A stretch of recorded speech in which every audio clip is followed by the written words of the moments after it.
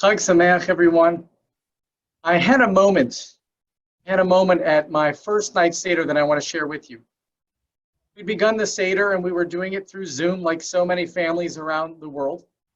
And we come to that point in the Haggadah that says, Halach ma'anya diachalu.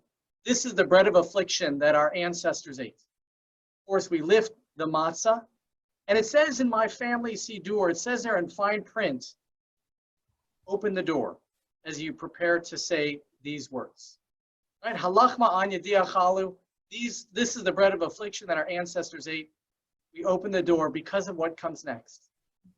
And in that moment, I'm lifting up the plate, and I hadn't given the instruction to my youngest, who was sitting closest to the door, to go and open it. And he says to me, Abba, should I go open the door? This is the bread of affliction. I will tell you, in that moment, as I held the matzah in my hand and I looked down at the bread of affliction, I didn't know what to do. I felt not only conflicted, but afflicted. In that moment, I was fearful, certainly, of the coronavirus, the novel coronavirus, the COVID-19 that lurked mysteriously outside my door. And I was also afraid, could I really share with everyone who needed that which I had? In that moment, I felt an incredible sense of affliction as I wondered what the days and weeks ahead will bring for all of us. Should we have opened our doors on that night or those two nights of Seder? As I was preparing for second night Seder, I came across some wonderful teaching that I wanted to share with you. Rabbi Soloveitchik looks at the text of Halach ma'anyu. This is the bread of affliction that our ancestors ate. And he looks at the next two lines. Right? Let all who are hungry come and eat. Let all who are in need take of the paschal offering. The first line seems pretty straightforward. Let all who are hungry come and eat. It's a statement of our obligation to reach out to the economically disadvantaged among us. The second statement, let all who are in need come take of the paschal offering, is less obvious. Is it simply a repetition of the first phrase that we should continue our obligation to care for the economically disadvantaged among us? Rabbi Soloveitchik teaches differently. He says that second line, let all who are in need come and take of the paschal offering, is about those people who have plenty of money or plenty of food, but who are in need of love, who are in need of family, who are in need of friendship, who are in need of community. Rabbi Soloveitchik teaches that the statement of Halach ma'anya, let all who are hungry come and eat, let all who are in need come and take of the paschal offering, is about our obligation to open the door to those who are poor and those who are economically disadvantaged.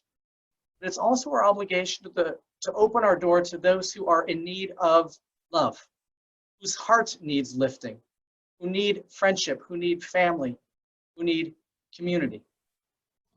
Now, these are challenging words, and I thought about it. Imagine that for our ancestors. Here, they're just out of Egypt with 4 centuries of suffering. They're just beginning to taste a little bit of freedom. And they're obligated in that moment for all time to eat matzah for 1 week out of every year, the bread of our affliction. It seems counterintuitive. Wouldn't you think that in the midst of our celebration of our freedom, that we should have a week where we eat as much as we can possibly eat of all the tastiest and most delicious foods in all the world? But that's not what we're obligated to do. We're obligated to take a week to remember our suffering by participating, by having our own sense of suffering, by afflicting ourselves for a week. In our power, we afflict ourselves. In our power, we remember those who are less fortunate, who have less than what we have. Less money, less love.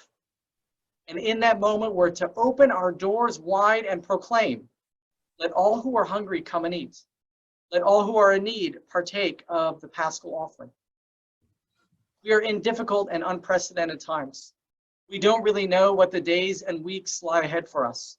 Certainly with regard to our obligation to come together with family, with friends, as a community, to come together physically, because we've actually succeeded, I think, in many ways, in coming together spiritually. We also don't know what lies ahead for our economy. And indeed, the economy has been like a roller coaster at Cedar Point with these crazy ups and downs. By the way, I hate roller coasters. But that's where we find ourselves now. And it's in that moment of great trepidation that we are supposed to open our doors wide to proclaim, let all who are hungry come and eat. Let all who are in need take of our Paschal offering. If you don't have money, even in the midst of the roller coaster, I'm obligated to provide it for those who are in need. And indeed, there's actually a mitzvah in Judaism that even the poorest among us are obligated to give tzedakah. Imagine that. Even the poorest among us are obligated to give tzedakah. Now think about that, how many of us are not the poorest. And even though we fear for the roller coaster that is our economy right now, we're obligated to give to those who are in need. We're obligated now even more so to dig deeply than we might otherwise to provide for those who are in need. That's tzedakah. Not when it's easy, not just when the money's flowing well and the economy's doing great, but when we really are worried. That's when those of us who have a little more are obligated to give to those who have a little less. At the same time, let all who are in need come and take of our Paschal offering. In our moments of trepidation and fear, we find the greatest meaning and the greatest joy by opening our hearts to those who are in need, by picking up the phone, calling loved ones, calling friends, and not just the easy ones, parents or children, grandparents or grandchildren. That person that we see at the office every now and again, that's whom we should pick up the phone and call. That neighbor who we get together with just on occasion, that's who we should pick up the phone and call. The single person, the widow, the orphan, the person who may be alone right now. Those are the people to whom we should open our hearts, pick up the phone, and reach out to. Let all who are in need come and take of our Paschal offering. Not just when times are great, but especially when times are difficult. I'm reminded of a couple of stories with which I will wrap up. Rabbi Jonathan Sachs tells the story of the great Rabbi Abravanel, who several centuries ago lived in Spain.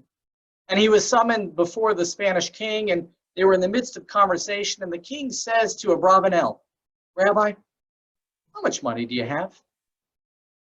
Now, Rabbi Abravanel was actually quite well-to-do.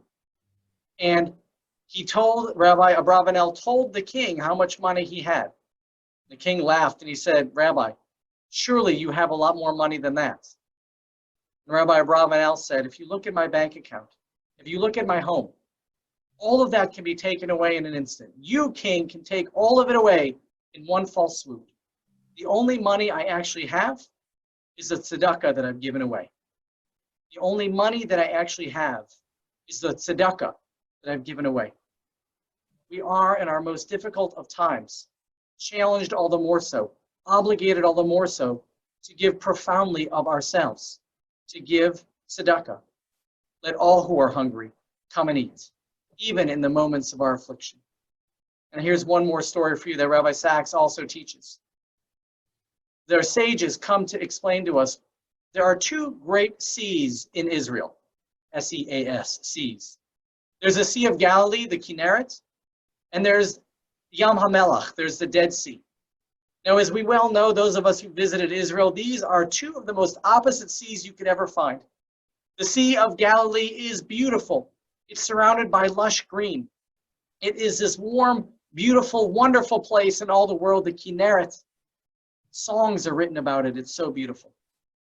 And then, of course, Yam HaMelech, the Dead Sea, nothing can live in it. It's so salty. It's so bitter that absolutely nothing can live in it. It's a dry, arid country.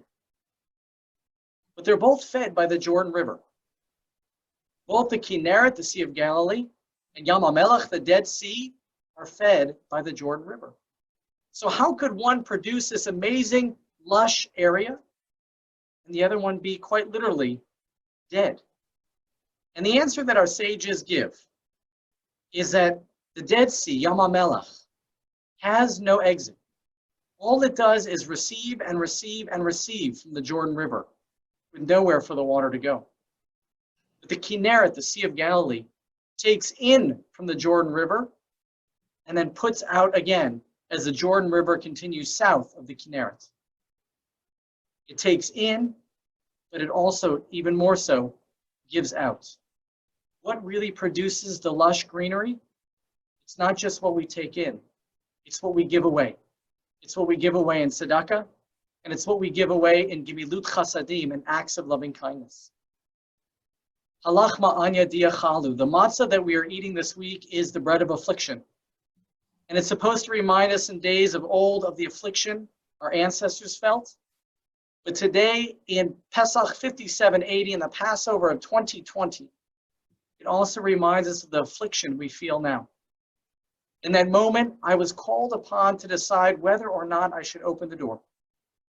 I was afraid, scared. I was afflicted. And then I realized that in that moment, Davka especially, should we open the door? So I said to my youngest, yes, please. And he got up and he went and he opened the door. And we proclaimed, let all who are hungry come and eat. Let those who are in need come and take of our Paschal offering. On this Yom Tov of Pesach 5780, may we go out of our way in the midst of our affliction to rise and to seek to provide tzedakah for those who are in need. May we go out of our way to provide tzedakah to those institutions and congregations like ours, Shaarey Zedek, and other areas in which they bring people together and provide for people who are in need in so many ways.